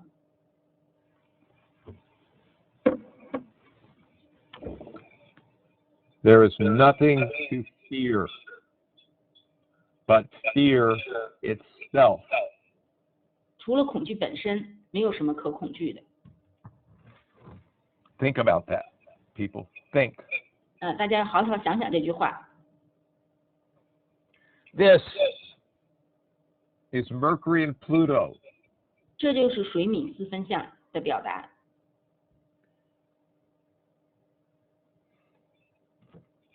This is someone who looked into hell. 这个人是瞥见过地狱的人，去看向地狱的人。Pluto is hell. 冥王星是地狱。But he came out of it with wisdom. 但是呢，他从中出来了。He came out of it with what? Wisdom. 他带着智慧从地狱中走了出来。Because what else is part of his message? 因为他的另外一部分信息给大家带来的信息是什么呢？ Sagittarius, North Node in the third house. 就是北焦点在三宫射手座。 Okay. People believed him when he spoke because his words, Mercury, his words resonated with their pain, their suffering. 当他演讲的时候，人们相信他，因为他的话语和人们的所受的苦难，他的话语能够去和人们所受的苦难发生共振。 But he became the voice of hope 就是这个水 for 岭。 millions of people. 但是呢，他的声音成为成百上千万人的希望。 All right. You'll have fun studying his chart. It's a great chart to study. 所以说你们可以好好的研究一下他的星图，这是非常好的星图。 Okay, let's look at this chart. 让我们再看下一个星图。 I know I want to look at the 8th house again. 我知道，我想再看一下第八宫。 And this time, I don't want to look at the 8th house from the standpoint of sex. I want to look at it another way. 那么这一次呢，我们不从性的角度看第八宫，我们从另外一个角度来看第八宫。 The 8th house is sometimes called the house of death, isn't it? 那么第八宫有时候会叫做死亡的宫位，死亡之宫。 Okay. So let's talk about death a little bit. 所以说让我们来谈谈死亡吧。 Such a cheery subject, huh? 这真是令人愉快的话题啊。 Okay. Leo is the sign on the 8th house cusp. 那么在八宫的宫头是狮子座。 Okay. We have Virgo intercepted. So we're going to talk about both of these. 那么这个八宫的处女座被劫夺了，所以我们两个宫位我们都来谈一谈。 First, let's talk about Leo on the 8th house cusp. 首先我们谈一谈在宫头的狮子座。 The sun is associated with Leo, and here's the sun in Scorpio on the midheaven. 和狮子座相关，那么这个人的太阳呢落在天蝎座中天这个位置。 So there was something, maybe, about the 8th house that had to do with his career. 所以说和八宫相关的一些事情和他的职业是联系在了一起。 And maybe something he had been doing a long time or was very practiced in it because he has the south node there too. 也许这是他做了很久的这样一个事情。因为这个南焦点也在那儿，也在天蝎座10宫。 Okay. Well, you could say maybe he worked in the insurance field. 那 That's 你可能 8th 说 house. 也许他是在保险领域工作。第八宫。 You know, maybe he sold life insurance because life insurance is certainly something that has to do with death. Even though they don't call it death insurance, they call it life insurance. 也许是他是卖人寿保险的，实际上人寿保险是跟死亡相关的，但他们不叫死亡保险，他们叫它人寿保险。 After all, he's got Mercury in Sagittarius. Mercury is the ruler of Virgo. He could have been a salesman. 那毕竟他水星在射手座，而且是水星也是处女座的守护星，所以他可能可以做一个推销员。 I think perhaps a kind of scary salesman. 他可能是令人害怕的一个销售员。 You know, Scorpio in the 10th with Capricorn rising. 上升摩羯座，那么女王星，天蝎座是10宫。But let's come back to the 8th house. 但是让我们再回到第8宫。Okay. This individual grew up and became a general in the army. 这个人呢，他成为了军队中的将军，他长大以后成了军队的将军。He became a master of the craft of war and killing. 他成为那个战争和杀戮这个的他成为精通战争和杀戮的人。His career was about death. 那么他的职业是和死亡相关的。About killing lots of people. 是和杀死很多人相关的。Okay. Now, he was also a tactical expert at being a general. 那么作为一个将军呢，他也是一个专家式的人物，技术专家式的人物。His grasp of military concepts, Mercury in Sagittarius concepts, was perhaps one of the best in history. 他对于战争概念的这样的精通，可能是历史上最棒的。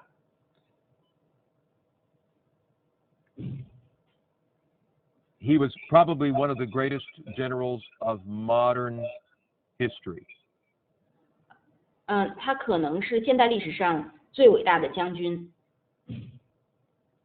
He was both an expert, Virgo, and had brilliant understanding of modern warfare. 那么，他既是一个he's what? He's Virgo. He's expert. He was an expert, Virgo, and had brilliant understanding of modern warfare. 那么就是土星在处女座，他既是一个专家，同时呢，对于现代战争，又是非常的精通。Okay. Now,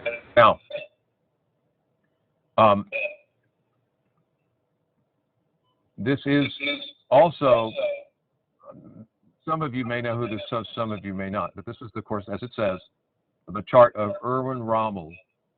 这是龙海将军的星盘。He was a German general and field marshal who was called the Desert Fox. 他是一个德国的将军，被叫做沙漠之狐。In fact, as history shows, the only reason he finally lost a battle is because he ran out of gasoline. 那么，而且历史表明，他后来他失掉的唯一一场的战争，是因为他最终没有汽油了。He kept the Americans, the French, and the English all pinned down in North Africa during World War II. Kept them completely pinned down. 他在二战的时候，把英国人、美国人和法国人全部都在非洲打败了。And the only reason he finally lost is because he ran out of supplies. He ran out of gasoline. 他最终失败的原因是因为他没有供给了，他最终没有油了。But he won every battle. 但是他打的每一场仗都胜了。And yes, by the way, Mark Wu is right also because of the stupid Italian alliance. Yes. 另外这个马克说的是不错的，还有一个他失败的原因是他的意大利盟友是太愚蠢了。Yes, thank you for that. Appreciate that. Now, again, I want to say one more thing about this chart. Let's go back to the 8th house. 让我们再看一下第8宫，我还想再说一点。In terms of death. 就死亡而言。This man is famous for how he died. 这个人的死因是非常著名的。This man committed suicide to save his family. 这个人为了就是救他的家人，他自杀了。Late in the war, in 1944, he was found to be one of the conspirators trying to get rid of Hitler. 那么在战争末期，1944年，就是说人们发现他陷入了一场想要谋杀、刺杀希特勒的阴谋中。他想 But because of his reputation, he was so famous amongst the Germans, so respected. The Nazis said to him, if you will commit suicide, we will leave your family alone. 但是因为他太有名了，而且别人都非常尊重他，后来纳粹就对他说，如果你自杀的话呢，我们就让你的家人活命。And so this is what he did. He committed suicide to save his family. 所以说，他于是就自杀了，为了救他的家人。And his suicide was reported as a death from war injuries. From war injuries. Meaning the publicity was he had died due to earlier injuries in war. 但是呢，就是说后来的当时的报道是说，他是死于战争中受伤，所以就死了。And we can see that family was very important to him, of course. 我们可以看到，就是说，他的就是北焦点月亮都在第四宫，月亮在四宫宫头，北焦点在第四宫，他的家庭对他来说非常的重要。But we can also see, let's just throw one more rulership or associate thing in here. We have Taurus on the 4th. 那么另外我们看到，四宫的宫头是金牛座。Venus over here in Sag, closely opposite Pluto and Neptune, square Jupiter. 那么四宫的守护星金星，是在射手座，然后和海王星、冥王星对象，然后和木星成为四分相，这些相位都非常的紧密。Again, the suggestion of a crisis of an overwhelming nature that could impact him at some point in his life in terms of family. 那么这样一个相位配置说明有一个可能压垮他的这样一个危机，这个危机可能是对他和他最终会影响他和他的家人。Okay, let's keep going. 我们再往下看。Okay. Just a few comments about this individual. 这个人我就只说几句。What do you think would be important to this individual? 对这个人来说，什么是重要的？ I would say marriage and family. 那么我会说是婚姻和家庭。And that he is passionate about family, Cancer on the 8th. 他的八宫的宫头是巨蟹座，他对家庭是非常的有激情的。His moon is in Cancer, in its own sign. 他的月亮在巨蟹座，在自己的星座。We can see that he was born during a new moon in Cancer. 我们看到他出生的时候是新月，巨蟹座新月时出生的。With, of course, the moon in the 7th house. 而月亮呢，当然也是在第7宫。We can see that family and marriage might somehow be connected to his public life. 我们可以看到，因为这个家庭和婚姻和他的公众生活会以某种方式联系在一起，因为这个月亮巨蟹，还有太阳这个和他的中天形成相位，三分相。Though naturally he would try to control how his public life was seen, but nonetheless, his family life would become something shown to the public. Here's my first child. I'm sure they will have many children. 那么自然因为冥王星在中天，他希望能够控制他的公众的这种曝光度，但是不管怎样，他的家庭生活还会是曝光在公众面前。比如说这是我的第一个孩子，我确信他会有很多孩子。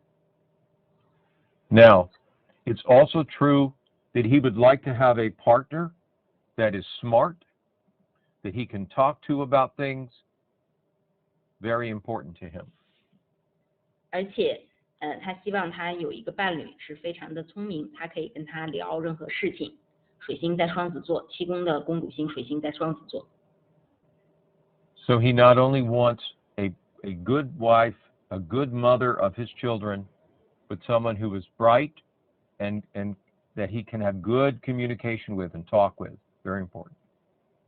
所以说他想要的不仅是个好妻子、好母亲，而且想要一个很聪明的女性，她能跟他很好的交流。And in fact, their partnership, their marriage might even be their job to some extent, their work, their day-to-day work.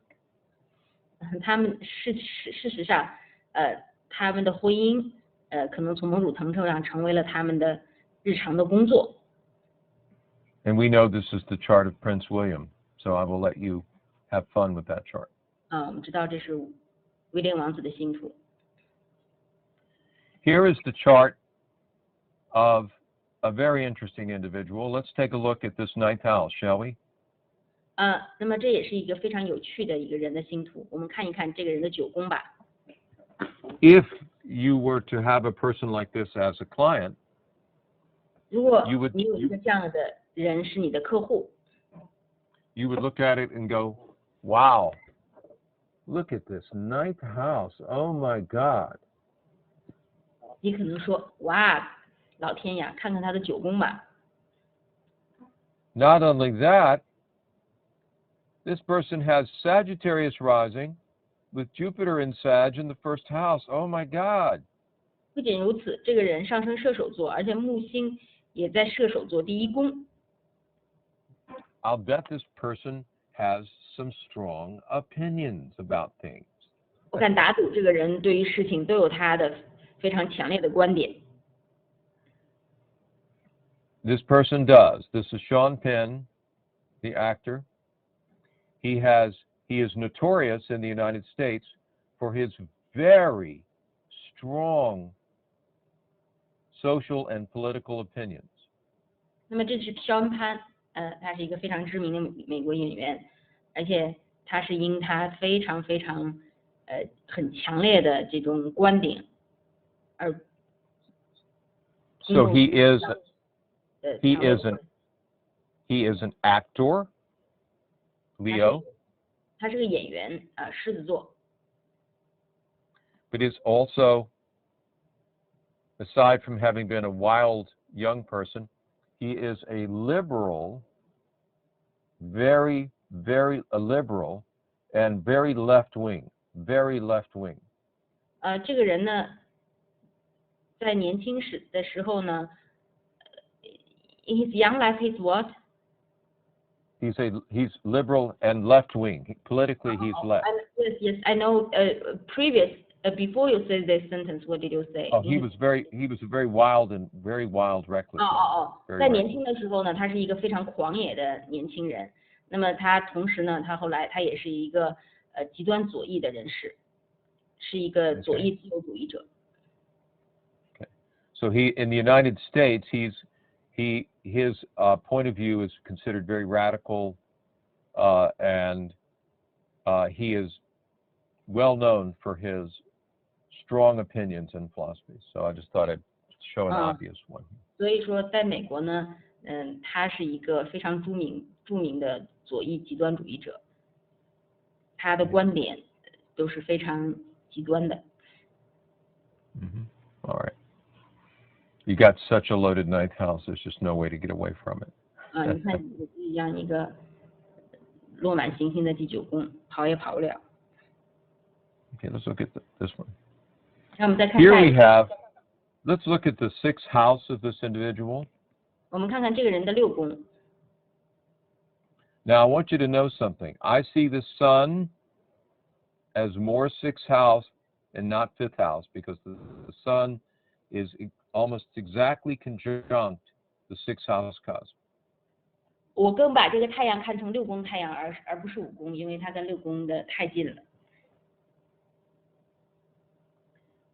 This man also made their living in the military. He became a great general. 这个人呢，他也是以在军队供职谋生的，他后来成为将军。Okay. And here we see some interesting things. We not only have the sun in Scorpio, that is 6th house, we have Mercury in the 6th, opposite Pluto, the ruler or the associate planet of the 6th. So here's Scorpio, 6th, Pluto, opposite Mercury in the 6th. 那么在这里面，我们不仅看到6宫的宫头是天蝎座，而且看到宫内的行星水星对向了冥王星。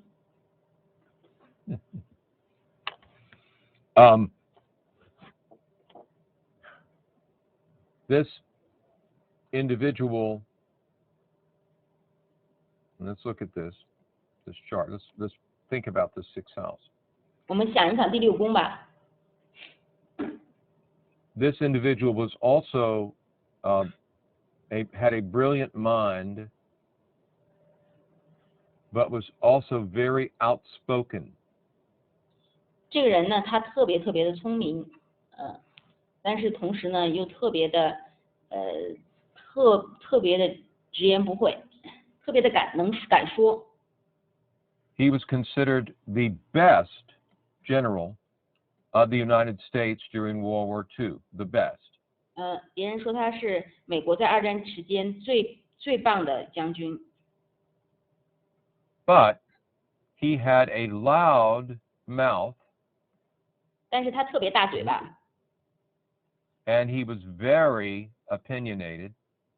而且特别的固执己见。And he would argue with people. 而且你看他这个水星、冥王星、火星的这3角，他还喜欢跟别人争论。He not only had power struggles, which is Pluto and Scorpio, with others in the military, great power struggles. 他不仅是因为这个冥王星6宫6宫的这些冥王星的因素，他不仅是和军队的其他人有非常剧烈的权力斗争。But as everyone who knew him said, he never knew when to shut up. 而且每个认识他的人都说，他从来不知道什么时候应该闭嘴。And he always gave his opinion, Mercury, Sagittarius, without, and would give it very sharply about anyone who was his superior or boss. He would argue with his boss. 而且他总是跟他的上级、他的老板争论，而且总是他的观点又非常的犀利。这个水星在射手座。So here is someone whose job is teaching people how to kill people. 所以说，这就是这个人，他的工作就是教会别人如何杀人。Teaching a lot of people how to kill a lot of people. 就是他教会很多人去杀很多人。But because he is so outspoken, 但是因为他 so outspoken, 如此敢说， he's always getting into trouble because of his mouth. 他总是因为他的嘴而陷入麻烦。Now, he was also very clever. 他还特别的聪明。And he said he's very quotable. A lot of his quotes are still quoted. 而且是他的话，特别是很好被引用。He's the one that came up with the quote that the Americans and the English, meaning the British, the Americans and the British, are separated by a common language. 而且他有一句名言，他是说，美国人和英国人，他们是被一种语言分开的。他们虽然 So he was a very smart man, but would never shut up. 他是一个非常非常聪明的人，但他就是没有学会闭嘴。All right, so I just wanted you to see that chart. Again, we have two great generals in World War II, both of them Scorpios. 所以说，我们看到了2个2战时期的将军，他们都是天蝎座。All right. Here's an interesting chart. 这下面又是一个非常有趣的星图。Okay. Let's pick a house, any house. Why don't we pick the 7th house here? 我们挑一个宫位吧，我们挑第7宫吧。Okay. Leo, do you think, here's the sun in Leo, it's in the 6th house, but it is also just below the horizon, less than 6 degrees from the descendant. 那么这个狮子座的守护星太阳，就是在地平线以下一点点。This is someone who is very close to their partner, their wife. 这个人跟他的伴侣的关系特别的紧密。The influence of his wife on him in his life and in his politics is enormous influence. 他的太太对他这个人还有对他的政策的影响是巨大的。Mm-hmm. The basic storyline here is that his courage and confidence was developed in the beginning through his relationship with his wife. 那么，他的故事，这个星图的故事的主线是，就是他的勇气是通过他和他妻子之间的关系发展出来的。狮子座在第7宫。And I think that shows again the development of the Leo through the 7th house. 我想这也是就是说狮子座的这样一个他的成长是通过第7宫来成长的。And even the fact that Uranus, which is in the 7th, and he has Aquarius rising, see? This adds to how much of himself. It's unusual the degree of influence she has had on his development. 就是说，他妻子对他的影响，是非常的不寻常的。Okay. All right. I'll let you play with this chart. There's a lot of interesting things in here. I want a lot of you to, for example, to pay attention to the sun being square Neptune and what that suggests about Obama's relationship with his father. 另外呢，你们可以看一看这个太阳4分的海王星，奥巴马和他的父亲之间的关系又是如何呢？大家可以在课下把玩一下。Okay.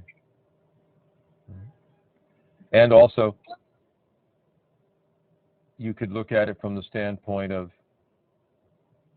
relationship with his mother. He had a moon in the 4th, but square Pluto. 另外呢，你可 How 以 that 看 influenced. 他和他母亲之间的关系。月亮在4宫，而且4分了冥王星。There's all kinds of information out there about Obama, President Obama, so you can read about it. Read about his family growing up. You will see a lot there. 奥巴马总统他有很多的信息都公开了，所以说你可以看一看他的信息， Okay. 如果在星图上反映出来。This is a very interesting individual. 这是一个 Here 非常 again we have Aquarius in the 5th house, another Virgo rising, just like we did with Roosevelt. 那么又是一个群星落在5宫水瓶座的人。那刚才那个罗斯福总统也有这样类似的配置。But we have different other things that are very different. 但是其他很不一样，其他东西很不一样。But let's just take a look at this. 让我 Let's 们 look at the, 简单看一下。why don't we look at the 5th house just for fun? Pun intended. 让我们来看看第4宫吧。We have Capricorn on the 5th house. 那么4宫的宫头是摩羯座，5宫的宫头是摩羯座。This can sometimes mean taking creativity, creative self-expression, or fun seriously. 那么有时候这样的表达是，他用一种认真的方式把他的创造力表现出来。Saturn, the planet associated with Capricorn, is in the 5th house. 和摩羯座相关的行星土星。I'm sorry. What did you say just now? Saturn is the planet associated with Capricorn. Yes. And it's in the 5th house. 就和摩羯座相关的行星土星也落在第5宫。And it is conjunct the Sun and somewhat widely Mercury. 而且它这个土星合相了太阳，还有水星。This suggests somehow, for example, you might think, I wonder what kind of play or creative self-expression was developed through their connection, through his connection with his father or maybe grandfather. 你可能会想，我想知道，有什么样的创意的方式，他发展出来了，他的创意的方式，是通过他的父亲或他祖父的这个才华，他发展了出来。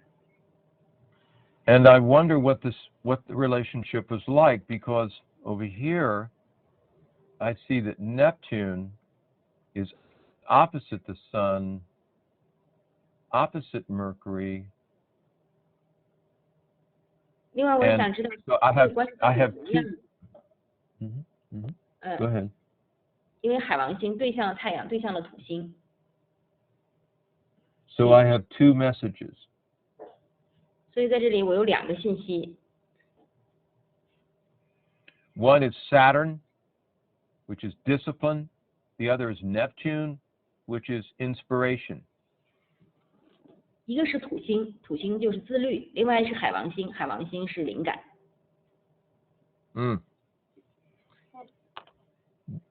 Of course, this individual had a very strict father who made them practice at the piano, at the harpsichord, which is the early piano, all the time. Practice, practice, practice, practice. 实际上，这个人呢，他一直随时随地都在练习弹奏钢琴。So he had a disciplined father who made him practice music. 所以说呢，他有一个特别自律的父亲，这个父亲逼迫他就是演奏音乐。And he saw that there was talent in his son early, very early, but he developed that talent. 在他儿子很小的时候就看到了儿子的才华，而且他又去发展儿子的这个才华。You know, and of course, there's a lot more you could see in this chart, and we're going to have to stop because we've gotten to 10:13 already in time. But you can see 你 we've 所 got 研 this 究的可以非常多。By the way, I looked up to see in my ephemeris, since 1756, have we ever had a time when the Sun and Neptune were opposite, that the South Node was in Pisces, and I could not find another time where that was the case since 1756. 那么自从他出生的那个年代之后，我从来就没有再见过一个星图南焦点在双鱼座，太海对象，从来再也没有，历史上再也没有出现过这样的配置了。So this is a very interesting combination because it is the chart of Mozart, of course, and there's more to it than that. 这是一个非常非常有趣的组合，因为这是莫扎特的星盘。He was also known for his intense laughter and his very vulgar sense of humor. 那么他还有非常有名的是I'm sorry, what did you say just now? He was known for his intense laughter and vulgar sense of humor. 一个是他另外一个著名的是他的大笑，还有是他的那种很粗俗的幽默感。